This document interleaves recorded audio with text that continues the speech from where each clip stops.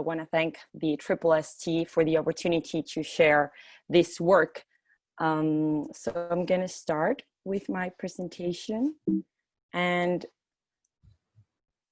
well, some of the contents that we're going to be looking today refers to the agri-food sector. So we're going to start just giving like a general context of what is the role of circular economy in this food system. And then I will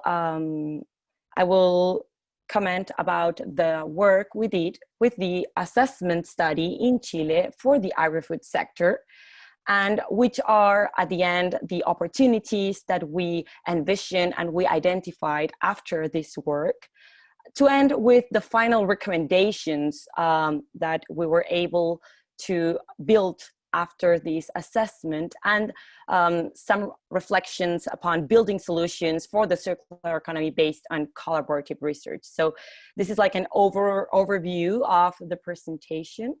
So let's start by giving a little bit of a context. So we've been all participating these days in the ISSST, and we've been hearing a lot about interesting work and research about circular economy strategies. So just to give a little bit of a context of the food system and how we're going to find some circular economy actions within this particular industry, it's very important first to understand that the food system consists of many interconnected components. There are too many players that will have a specific role in this value chain, and at the end, the impact that the food system will create for the environment and for the economy and the society will depend on the interconnection and the coordination of these different players and stakeholders that go from the food supply chain, from producers, from processors and the distribution channels of the food, but also from the actions and the consumer behavior. So if today we think about what is one of the biggest and most important challenges that food system is facing today, definitely the achieving sustainability today is one of the primary goals. And while achieving a sustainability, we know that a food system will need to feed a growing population, and without using more land, because there is no more land, we have, you know, the system, the planet boundaries. But at the same time, the food system has a responsibility to be responsible with climate change and lower emissions, and at the same time create adaptation and mitigation strategies to respond to climate change challenges. So food system will need to continue to provide nutritious food by enhancing healthy and sustainable systems, promoting the efficient use of resources, and contributing positively to the impact to society and environment. So having said this and understanding the huge challenge that the food system today faces, we know that circular economy will play an important role. And kind of having some facts about what are the impacts of this global food system that will be addressed through the circular economy approach. I think these are very important data regarding the use of the land. So we know that today food system is using 50% of the habitable land in our planet. And also it's a sector that is responsible for a lot of greenhouse gas emissions. And we have a system that is not as efficient as we would want, because 30% of the food it's lost or wasted during the supply chain, according to the FAO data. And also we know that in order to produce food, there's a lot of materials and inputs required. For example, food production accounts for 70% of the water withdrawal in our planet.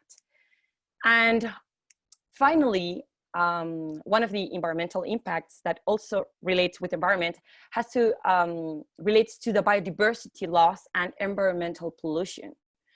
So this is just like, you know, a glimpse of what are the food environmental impact issues. So as I just mentioned, today's circular economy provides a framework to achieve these sustainability goals within the food system. And as we have been learning during this ISSST, the circular economy is the opposite of the current prevailing model, the linear economy that is based on the take, you know, make, use, and dispose. But most important is that for the agri-food sector, this logic of the linear economy is not sustainable in the future, because we know that this logic doesn't consider the material boundaries of the planet. We know that there's not too much plenty of inputs to take, like water, fertilizers, pesticides. Those are limited resources, and also there's not infinite space for disposal. So today we are talking about a system that will promote this closing the loops and creating cascades in order to make the most value of the resources. And of course, create less disposing of materials as waste. So circular economy brings an innovative and holistic approach to produce more with less, decoupling growth from resource consumption, and also creating added value by promoting synergic and interdisciplinary collaborations. So I think much of the people that has participated in this symposium are familiarized with this figure of the Ellen MacArthur Foundation, the butterfly understanding of the circular economy that separates our material flow in the biological and the technical cycles. So in the food system, we know that these two cycles are cascading, and now we're gonna go and see some examples. But as I mentioned in the introduction, today I will be talking about the food system, but specifically in Chile, my country. So where we did this assessment. So I'm kind of connecting why is the food system or the food industry so important for Chile, and why making an effort in sustainability will really make an impact. Well, food is the second sector of the economy of our country. After copper, agriculture represents 25% of our exports. And we are renowned internationally because of our nutritious and delicious food. And actually, we have 75 million hectares of land that are in our country, and a lot of that is dedicated to food production. So having this general introduction, today I'm going to tell you about a recent work that we published with the collaboration and support of the Ministry of Agriculture in Chile. So this is a qualitative assessment that we performed. And so what was the goal? The Ministry of Agriculture, of course, is aware of all of these challenges that I mentioned before, and they want to promote the circular economy transition from the role of the public policy. So how can the public policy become like a supporter in this transition? So the main questions and elements that this qualitative assessment study consists is first understanding the current circular economy efforts, like what is being done today in Chile? What kind of efforts is the industry or the public sector already doing, and what is like kind of the starting point? And here there was the scope of this work was only for these 5 subsectors. So wine and viticulture, meat and dairy, the vegetables, fruit production, and grains. So we kind of make a screening of what are the initiatives that are happening today in Chile, but also we wanted to compare and learn from the international successful experiences. So we perform an international benchmark for public policies and regulations that provide a framework for Chile in the future. And then we work with the local players and stakeholders to identify motivations and the perception of the circular economy from their roles. And at the end, we systematize this, identifying the challenges and opportunities for circular economy, and also defining some final recommendations. So let me go now, tell you a little bit about the context of the circular economy as a strategic sustainability tool in Chile.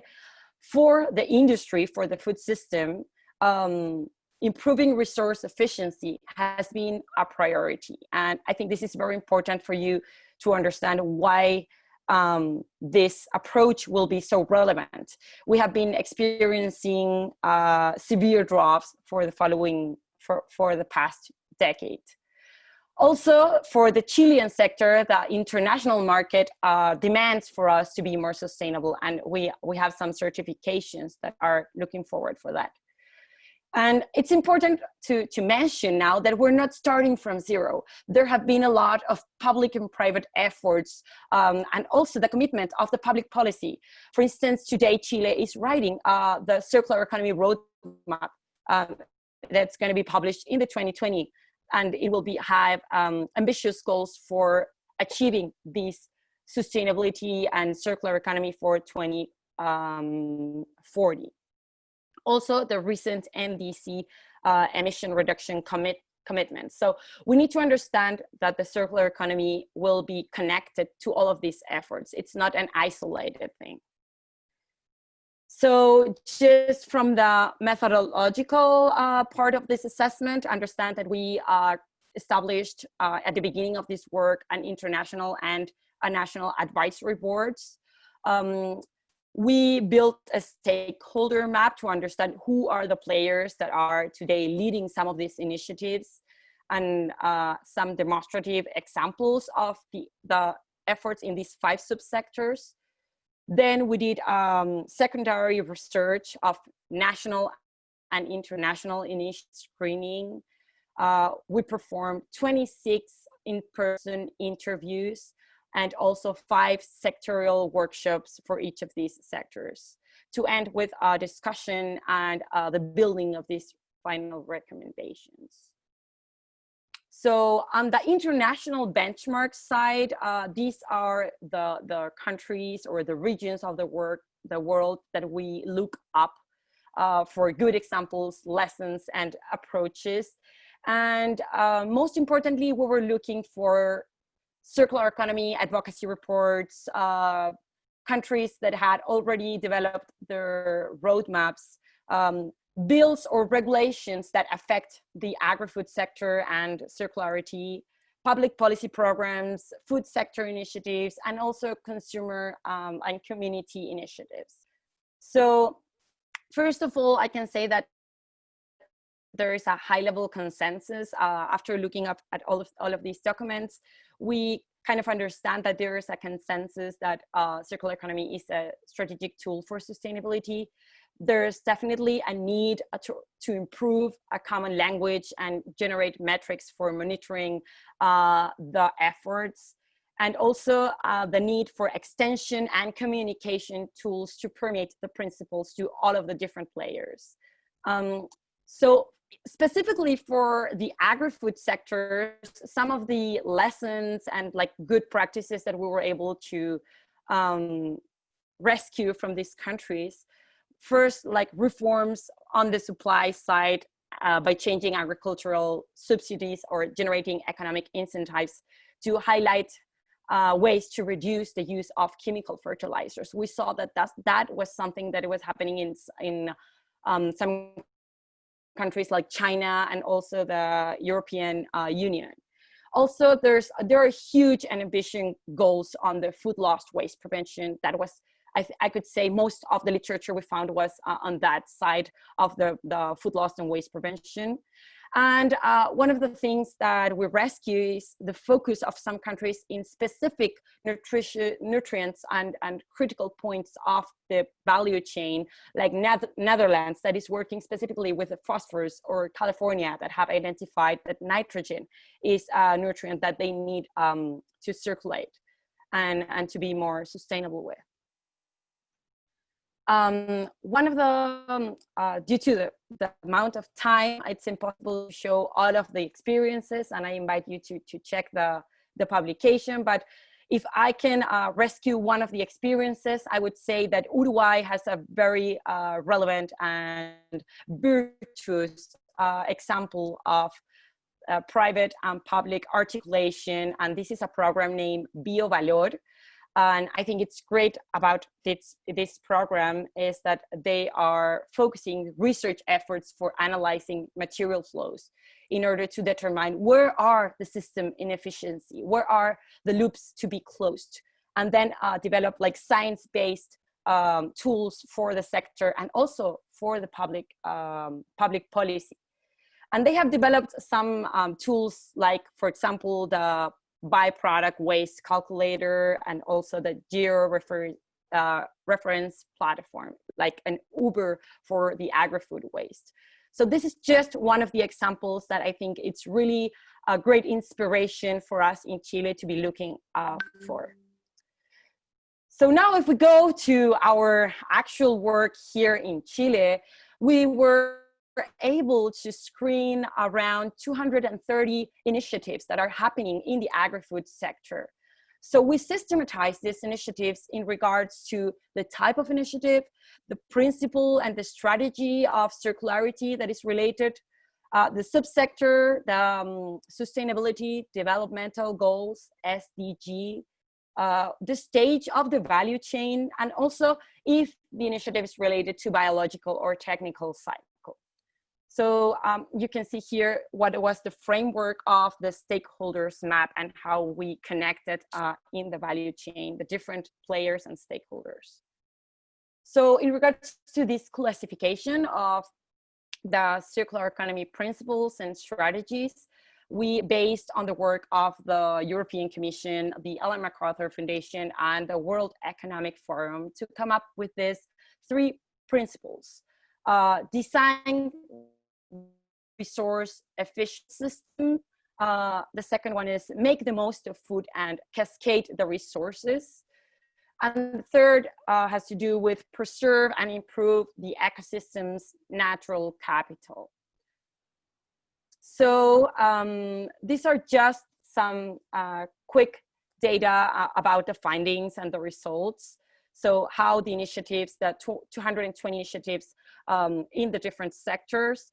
And regarding the type of initiatives, as you can see, most of the findings relate to company practices. So things that the industry is already doing in their operations. Then we also find some public and private efforts, industry research assessment, and R&D projects that are being led by research centers, universities. So that is all of the knowledge that it will be needed to come to practical solutions.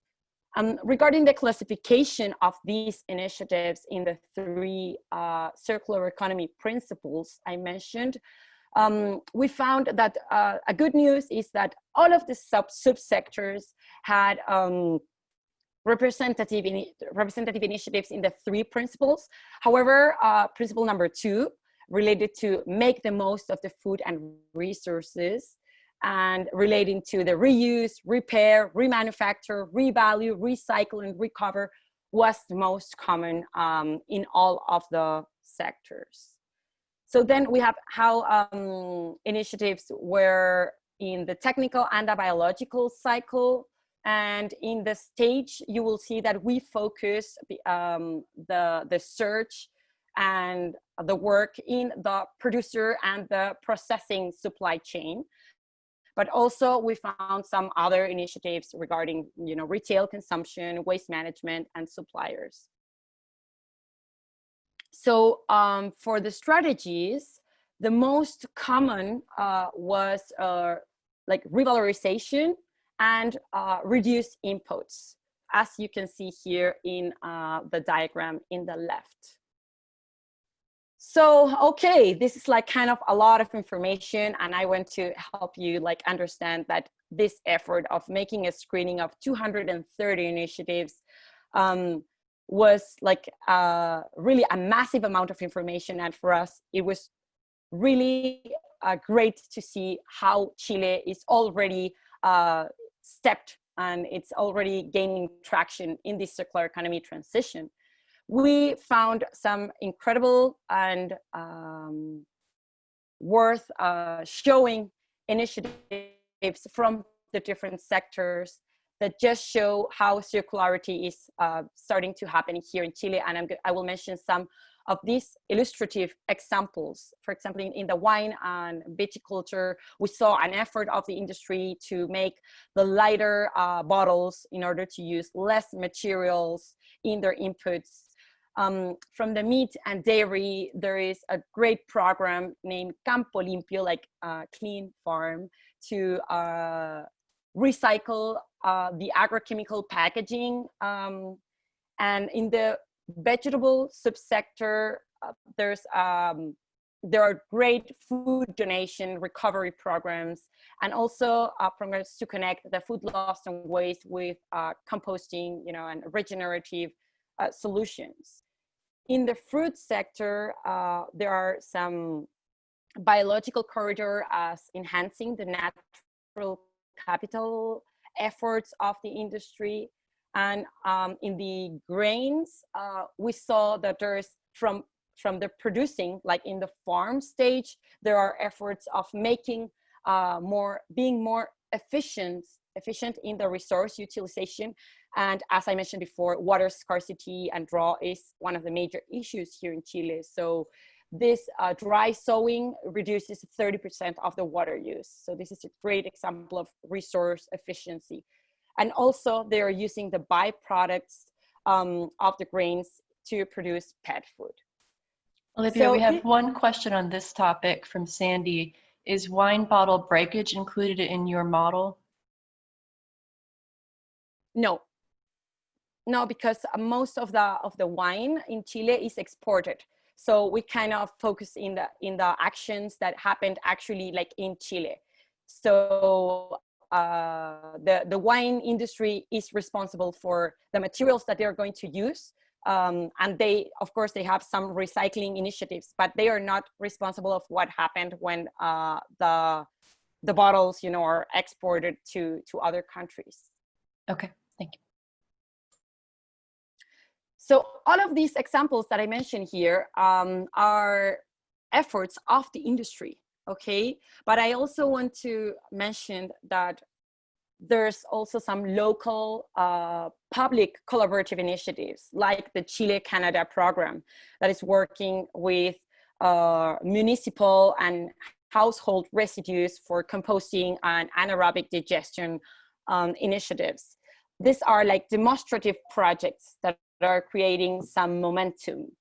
And specifically, this program relates more to consumer and creating awareness for the circularity of the organic waste.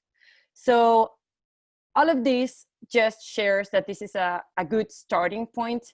And now we need to focus on what are the challenges and how are we going to help and promote these initiatives to be an inspiration for the rest of the sector, but also how are we going to create science-based tools in order to monitor and measure the progress as we look forward for a roadmap. One important thing that we were able to get by doing these 26 interviews is understanding what are the motivations of the food sector when they are engaging in these practices. Like, why are you doing this?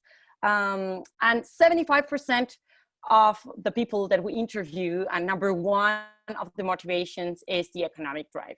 So they see that circular economy strategies are a way of cost reduction and also creating new business opportunities. Also, there were motivations such as culture or upcoming trends and regulations, strategies for positioning, and compliance with market demands.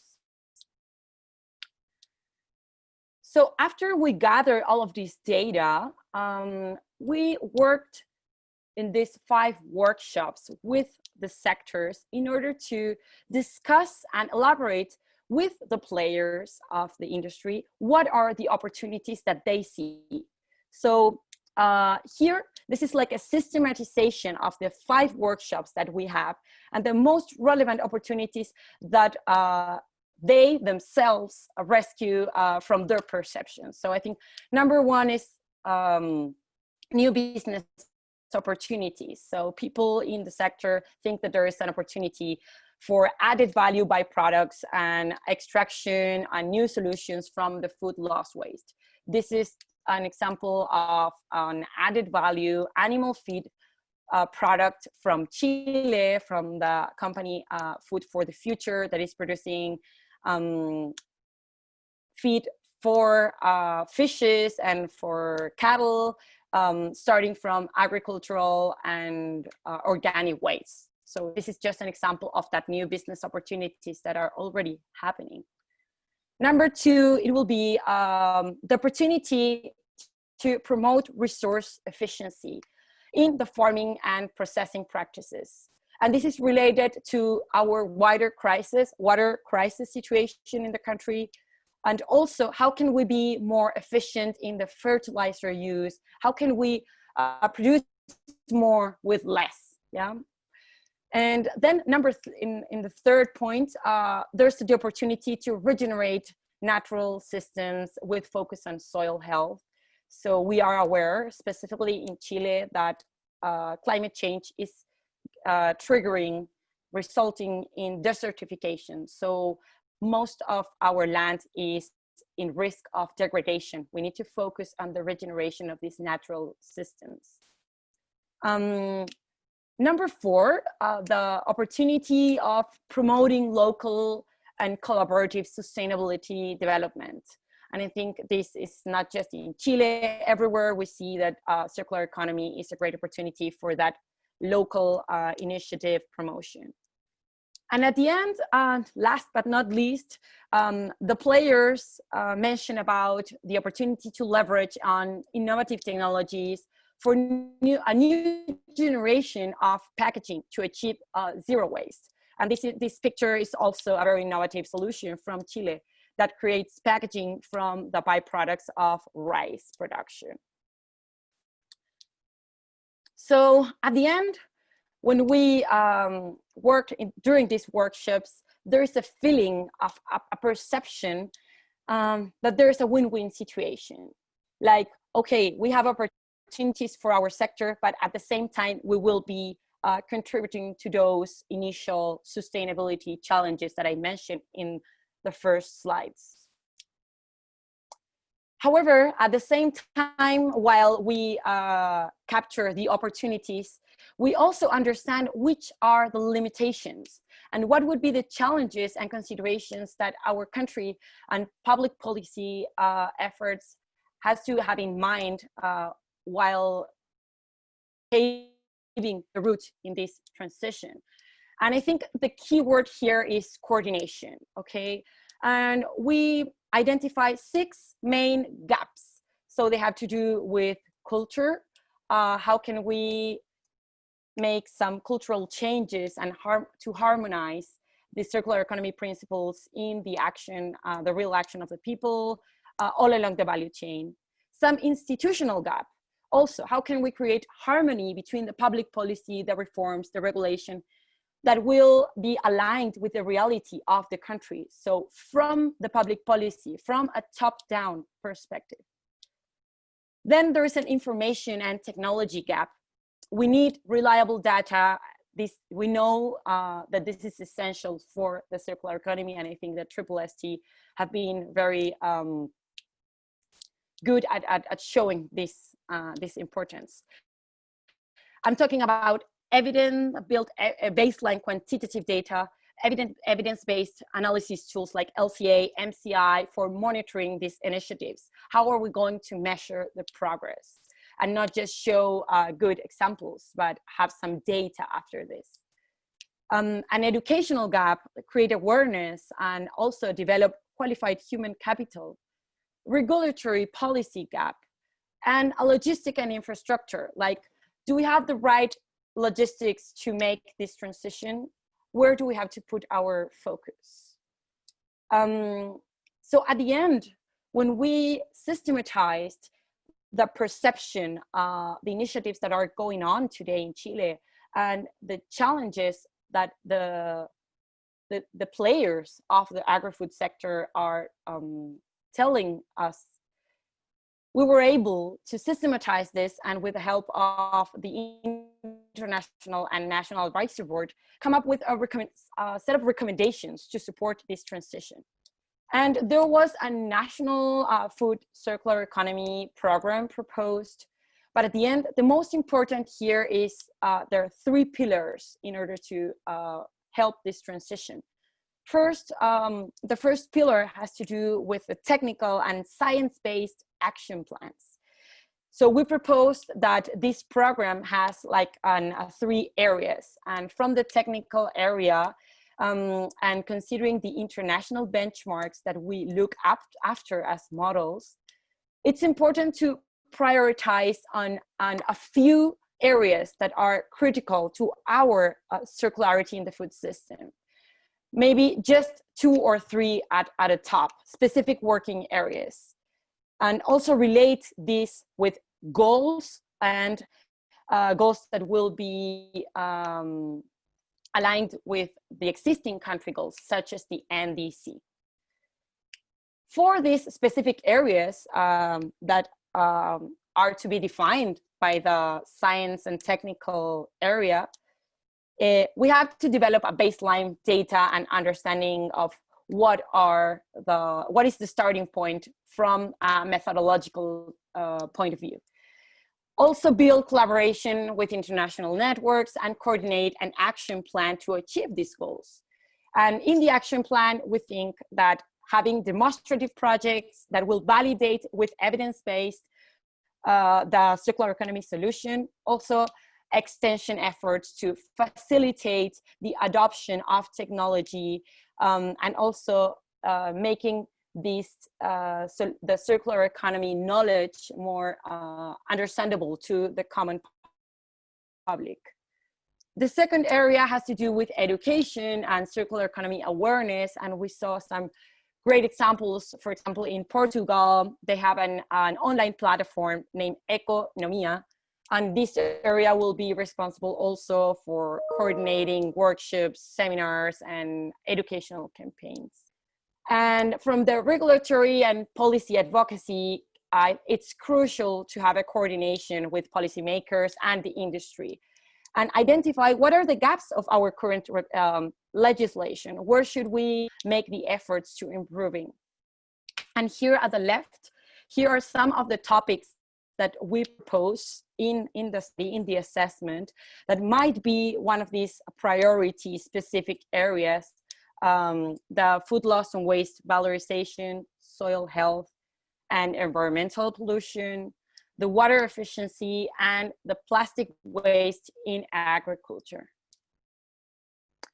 So, well, I want to end up mentioning some of the work that UC Davis, the University of California, Davis, is making in contribution to this transition. And it's worth mentioning this initiative that is a food loss waste collaborative. It was one of the international models or benchmark initiatives that we look after. And these are 2 of the researchers that are working in novel food waste recovery and recycling solutions, food loss and waste measurements, characterizations, a focus on the supply chain management, and also from consumer behavior and food recovery. So these are just examples of how science-based solutions are the baseline to start working and to promote the circularity in the food system. So I want to end up with this final slide about the institution that was responsible for this assessment study. So we are International Center of the University of California, located in Chile. As a research center, we are a bridge of collaboration with Chile and California.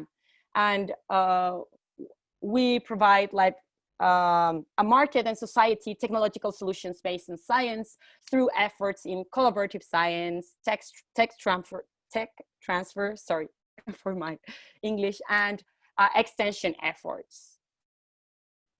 So well, I hope that was not a boring and too much information in this presentation. I want to end just thanking the amazing people that helped and collaborated in this work. We have our national advisory board, the international advisory board, where, well, Chiara was part of this, also Netzbank, Alyssa, and the TIER University of Applied Science of Germany. Our team, and of course, Ministry of Agriculture, ODEPA, that supported this initiative. So thank you so much for your time, for listening, and I hope that this work will be useful for our transition, and I'm open to questions now. Okay, Olivia, thank you for that excellent presentation. I do want to open up the question to Q&A session up to the participants. So if you have a question, feel free to enter it into the chat box. I'm also going to attempt, since we have a smallish group here, I'm going to attempt to unmute you. If you prefer to be muted back, you can do that so that you can ask your question directly to Olivia.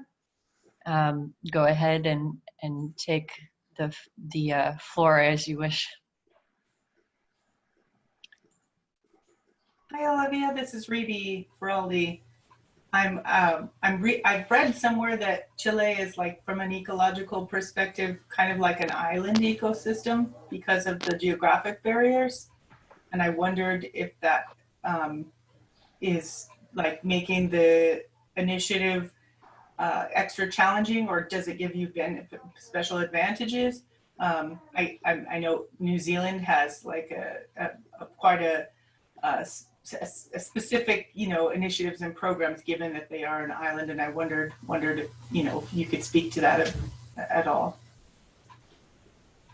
Yeah, that's true. We are like the end of the world. Chile is the most southern country in America, and it's very important what you mentioned, because although we are an island and we have all these phytosanitary advantages, like many of the pests and diseases that are attacking crops around the world are not getting to Chile, because we're, very proud of being isolated in that regards.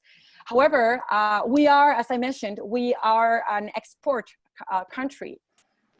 So we have to kind of balance, how do we use this, how do we promote local sustainability and being an island and creating, this circularity within our country, small country.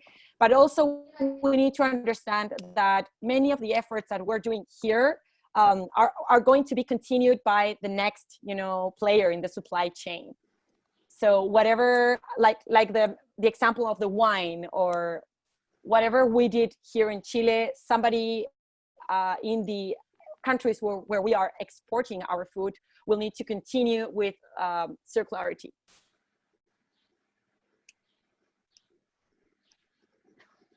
That makes sense.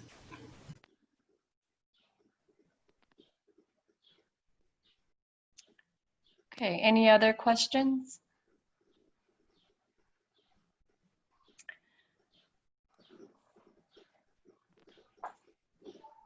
I have one for you, Olivia. I guess you've summarized quite a bit of research into this short presentation, so I can imagine that was quite a task in itself.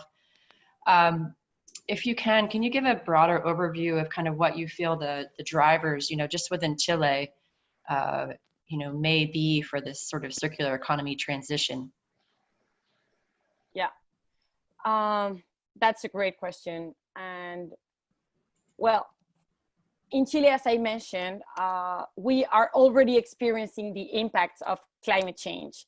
And there's like an urgent effort, and this is already happening, to be more like efficient in the resource utilization. And specifically, our agriculture is feeling the impact of water scarcity. So if the circular economy approach can be, like a framework for making that transition and helping the farmers create some better practices in order to be more efficient in the use of the water and also the fertilizers, I think that is kind of an urgent matter today and will be one of the main drivers, at least from the production, players in the value chain.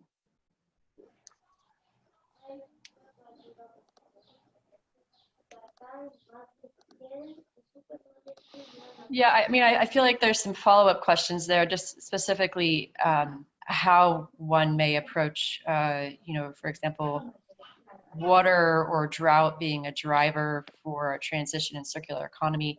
But maybe I'll go to another question with respect to kind of policy or support systems that may be or needed to come into play to help support those transitions. Sorry, just to reframe the question. Yeah, what kinds of policies do you think may need to, public policies or otherwise, need to be implemented to help support these transitions, given what you've just mentioned, and particular pathways in this transition? Yeah, I think from the public policy efforts, the most important will be to generate the correct incentives and also creating infrastructure and logistics in place for the agri-food. Because as I mentioned, we are in the process of building a circular economy roadmap that is going to be published. And I've been hearing some presentations of this work, and I know that they're dreaming high. They kind of want to have like very ambitious goals. So if you say, okay, Chile is going to reduce in, I don't know, 70% the sending of the organic waste to landfill, that sounds amazing, and that would definitely be one of the circular approaches for and it relates to the food system. However, how are we going to get there? Like, kind of, are the industry stakeholders, the waste management stakeholders, do they have access to the knowledge, the solutions, the infrastructure in order to get to those, to achieve those goals? Otherwise, it will be very like a beautiful wishful thinking goal, but if you don't provide, the correct incentives and infrastructure to get there, it will be very difficult to have those goals achieved. Yeah, that is, I don't know, that's maybe my personal view of this. Yeah, and again, I feel like I could ask several follow-up questions just on that, based on the process we went through when you were doing the review and looking at examples in other countries like Economia and things. But I want to get to another question from a participant, and then we'll have to go to the next speaker. So do you think there would be a change from consumers with different labeling? So I imagine product labeling. Well, that is a great question, and I'm happy to mention that we are already working in Chile in that. So it's kind of how the efforts are coming together, and today we realize that from the consumer and from the producer, like a lot of efforts will come together and make this umbrella of circularity. So today there is a public-private initiative going on named eco-labeling. So they are working on improving all of the labelings of the consumer packaged goods in the market, so consumers will be aware of what are, you know, the real recyclable, where should I recycle, like kind of providing more information through the labeling to help and facilitate consumers make circular choices in their household, you know, or consumer role. So yeah, that's a great question, and I'm very glad to answer that there is an effort going on. And it seems that that question was addressed. You got a thumbs up. Okay, so I'll ask you, Javier, if you could please go ahead and share your screen, and I will make a brief introduction. Thank you again, Olivia. Thank you for the